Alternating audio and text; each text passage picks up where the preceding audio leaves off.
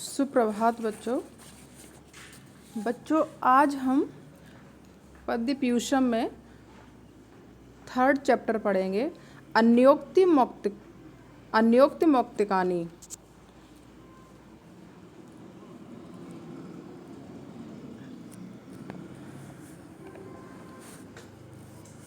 इसमें 10 श्लोक हैं, 5 हम आज पढ़ेंगे और 5 कल पढ़ेंगे। देखिए, अन्योक्ति मौक्तिकानि, अन्योक्ति का क्या मतलब है? अन्योक्ति का मतलब है जब हम किसी बात को किसी दूसरे के ऊपर रखकर अपनी बात कहते हैं तो वो है अन्योक्ति कहलाती है। यानी हम किसी दूसरे के माध्यम से अपनी बात को दूसरे व्यक्ति तक पहुंचाना चाहते हैं, ये अन्योक्ति है। तो ये सारी प्रेरणाप्रद हैं और आपको इससे कुछ न कुछ सीखने को अवश्य मिलेगा। बच्चों, आप लोग वीडियो नहीं देखते हैं, बड़ा कष्ट रहता है मुझे, इसीलिए मैंने कई दिन आपको वीडियो डाला भी नहीं है आपको। देखिए, पहला श्लोक देखते हैं। आपो विमुक्ता क्वचिदाप एव क्वचिन्न कंचिद गरलम क्वचिद च यस्मिन् विमुक्ता प्रभवन्ति मुक्ता पयोद तस्मिन् विमुख कुतस्त्वम्। आपो विमुक्ता, आप कहते हैं जल को,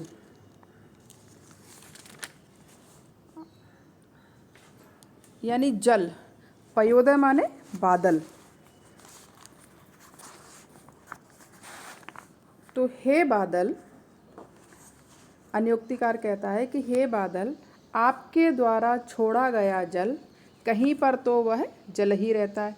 क्वचिद आपाएव, आपाएव मतलब कहीं तो जल ही रहता है। क्वचिद गरलम, और कहीं पर क्या बन जाता है, वो विष बन जाता है। कहीं तो वह जल ही रहता है और कहीं पर वह कुछ भी नहीं रहता। किंचिद गरलम क्वचित, कहीं पर वह कुछ भी नहीं रहता और कहीं पर वह विष बन जाता है। गरलम कहते हैं विष को। यस्मिन् विमुक्ता प्रभवन्ति मुक्ता, और कहीं पर वह क्या मुक्ता कहते हैं, मोती। प्रभवन्ति, मोती बन जाता है। तस्मिन् विमुखा कुतस्त्वम्, तुम उससे विमुख क्यों होते हैं? यानी आपके द्वारा जो छोड़ा गया जल कहीं तो जल ही रहता है और कहीं पर वह कुछ भी नहीं रहता और कहीं पर वह जहर बन जाता है, कहीं मोती बन जाता है। अर्थात यहाँ दान करने से मतलब है कि दान करने वाले, जब तुम किसी धनी पुरुष को दान करते हो तो उसका कोई सदुपयोग नहीं है, क्योंकि उसके पास ऑलरेडी बहुत सारा पैसा है। अपव्ययी यानी जो बहुत खर्चीला व्यक्ति है, अगर आप उसको दान करते हैं तो वह दान आप उसको देंगे, वो किसी न किसी माध्यम से उसको नष्ट कर देगा। और दुष्ट लोग को अगर वह आप दान करते हैं तो वह क्या है, वो उसको हानि करने वाला हो जाएगा, वो किसी को कष्ट पहुंचाएगा उस पैसे से। तो दान हमें ऐसे व्यक्ति को करना चाहिए जिसको वास्तव में उसकी आवश्यकता हो। यहाँ पर बादल को माध्यम बनाकर उसकी उपयोगिता के विषय में बताया गया है और हमें समझाया गया है कि हमें जिसकी योग्य व्यक्ति को ही हमें दान देना चाहिए। दूसरा श्लोक देखिए। जल निधौ जननम धवलम बप मुर रिपोरपि फड़तले स्थिति इति समस्त गुणान्वित शंखभो कुटिलता हृदयान निवारिता। जल निधौ कहते हैं समुद्र को। जल निधौ जननम, तुम्हारा जन्म कहाँ हुआ है? समुद्र में हुआ है। ये किसके लिए कहा जा रहा है? भो शंख, हे शंख। शंख कहाँ उत्पन्न होता है? समुद्र में। तो कहा जा रहा है कि तुम्हारा जन्म तो समुद्र में हुआ है। धवलम बपु, और तुम्हारा शरीर कैसा है? धवल, स्वच्छ है, श्वेत है। उर रिपोरपि, और पाड़ तले स्थिति, और तुम कहाँ स्थित रहते हो? उरु कहते हैं भगवान विष्णु को। भगवान विष्णु के आप हाथ में आप स्थित रहते हो।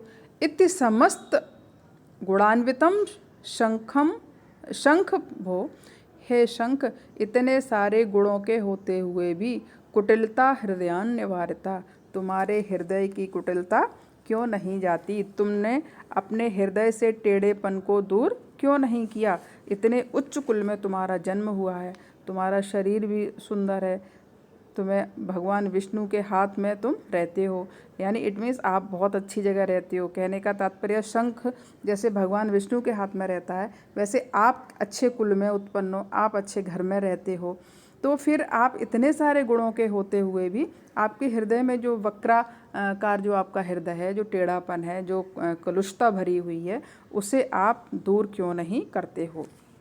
ये इसका अन्य अर्थ है इसका। ये शंख के ऊपर को कहकर हमें हमारे जीवन से संबंधित बताया गया है कि जैसे हमारा जन्म अच्छे कुल में हुआ है, हम अच्छे घर में रहते हैं, हमारा शरीर अच्छा है, लेकिन फिर भी हम अपने हृदय में जो कलुषता है, जो टेढ़ापन है, उसको हम दूर नहीं करते।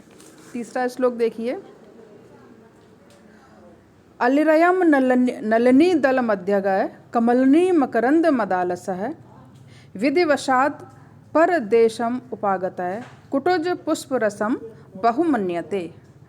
अलिरयम, अलिरयम कहते हैं, अली कहते हैं भौरे को, एयम यह भौरा, नलनी दल मध्यगय, भौरा कहाँ रहता है? कमलनी दल के मध्य में रहता है। कमलनी मकरंद मदालस है, और कमलनी के मकरंद के रस को चूसकर वह मतवाला रहता है, मदमस्त उसमें पड़ा रहता है, अलसाया हुआ उसमें पड़ा रहता है।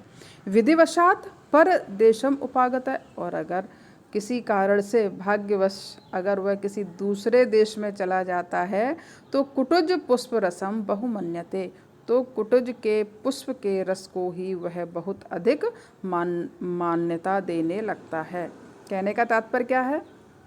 जैसे हम हैं, हम अपने घर में सारी सुख सुविधाओं के बीच में रहते हैं, सब सारी हमारी ज़रूरत की चीज़ें हैं, हम बहुत आराम की ज़िंदगी जीते हैं, लेकिन अगर हम कहीं विदेश में चले जाते हैं तो हमें जो भी वहाँ साधन है, हमें उनको ही महत्व देना चाहिए।